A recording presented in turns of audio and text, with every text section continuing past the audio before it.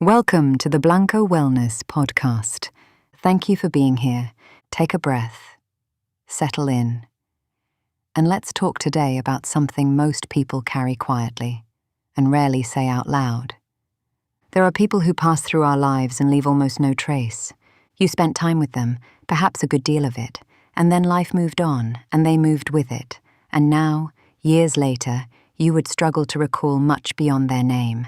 And then there are other people, the ones who somehow stay, not necessarily because the relationship was long or healthy or particularly significant by any objective measure.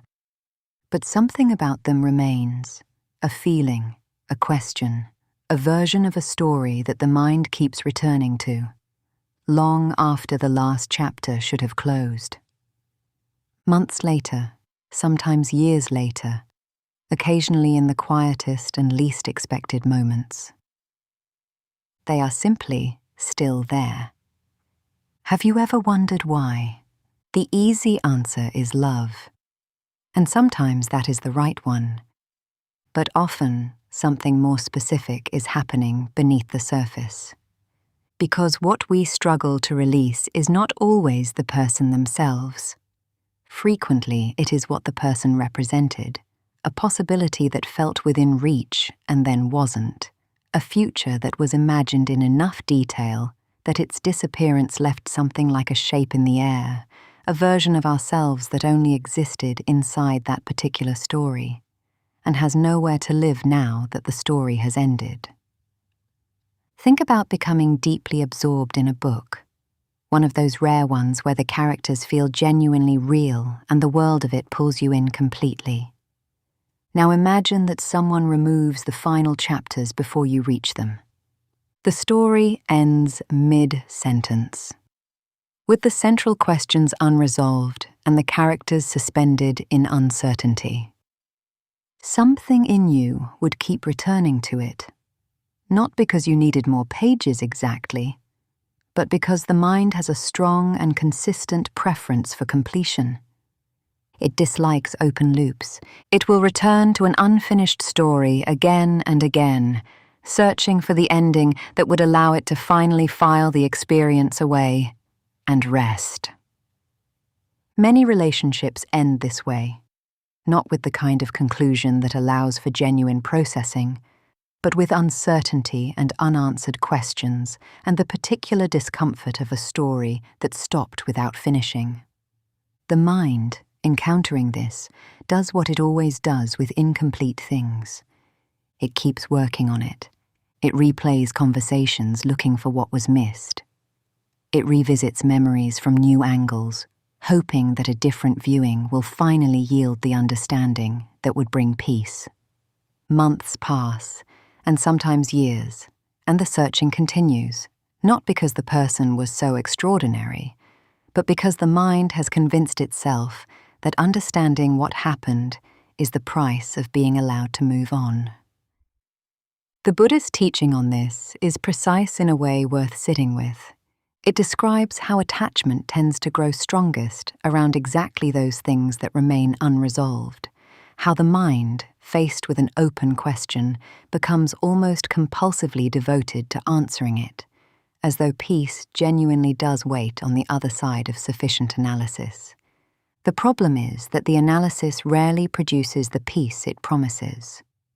The replaying becomes a habit, the searching becomes a habit, and gradually the person grows larger in memory than they ever quite were in reality, inflated by the ongoing investment of attention, by all the mental time spent in their direction. Until the version being carried bears only partial resemblance to the actual human being who once existed in your life. There is a story about a man who lost something precious in a river and returned every day to search for it, long after any reasonable hope of finding it had passed. A traveler, watching him, eventually asked why he kept coming back. The man said he still believed he might find it. The traveler looked at the river for a moment, and then said, "The thing you lost may be gone, but your life doesn't have to disappear with it. The story is not about the lost object. It is about the way grief and longing can quietly become the organizing principle of a life, if they are not, at some point, gently and honestly released. Not forgotten. Released, the memory remains. The love, if it was real, remains. What releases is the daily return to the same bank, the same searching, the sustained investment in a recovery that the river made impossible some time ago. The Taoists observed that suffering tends to arrive not from the fact of loss itself, but from the insistence that a particular moment should have been permanent, that this specific configuration of people and feeling and possibility should have been exempt from the change that everything else is subject to. The river flows forward. It has always flowed forward. The grief comes from standing in it and demanding that one section of water stay still. Here is something worth considering about the people who are hardest to forget, because it changes the quality of the question.